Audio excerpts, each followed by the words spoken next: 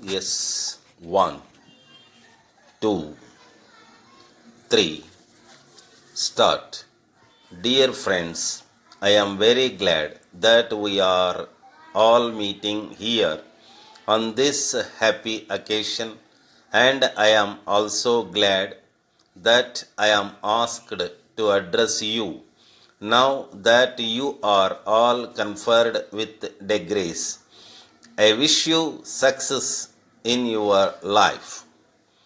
At present, there is a general complaint that the universities are failing to produce able young men and women who can serve the country without self interest. I have been a teacher for over 40 years of my life, being acquainted fully with the functioning of universities. I would like to explain clearly the real factors that are responsible.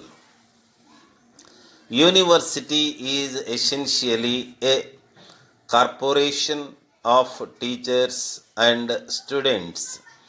The relations between the two have been of a sacred character.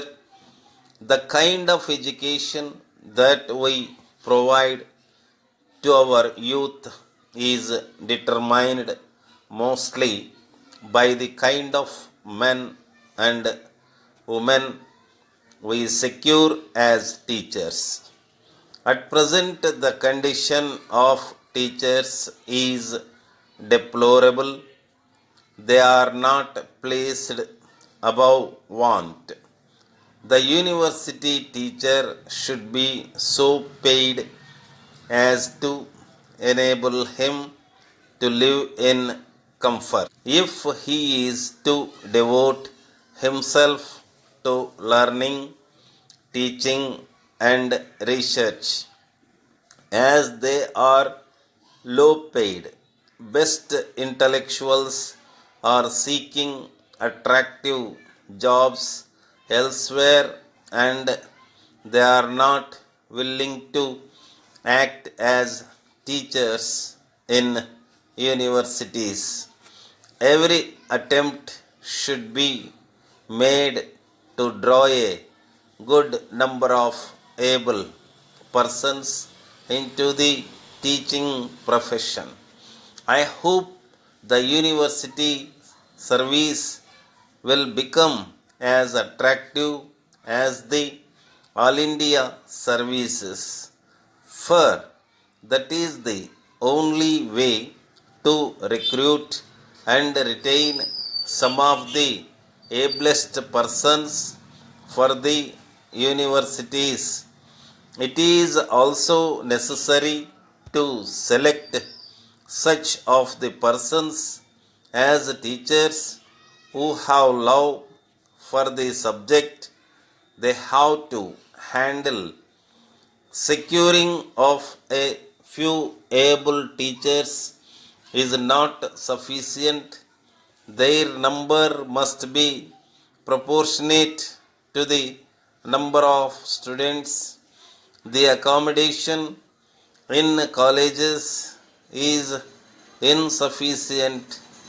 A classroom which can normally accommodate 30 students has now to accommodate 5 times the normal number of students. It is no doubt true that such overcrowding is not conducive to the students to get adequate tuition or moral guidance. Some of the educational institutions have become commercialized and adopt the shift system as in factories. These circumstances do not allow students to express themselves, that is, to take part in games, etc., and to have real contact with the teachers, which is much better than a long course of study. Dear parents, you are aware that we are meeting once in a year to celebrate our annual school function.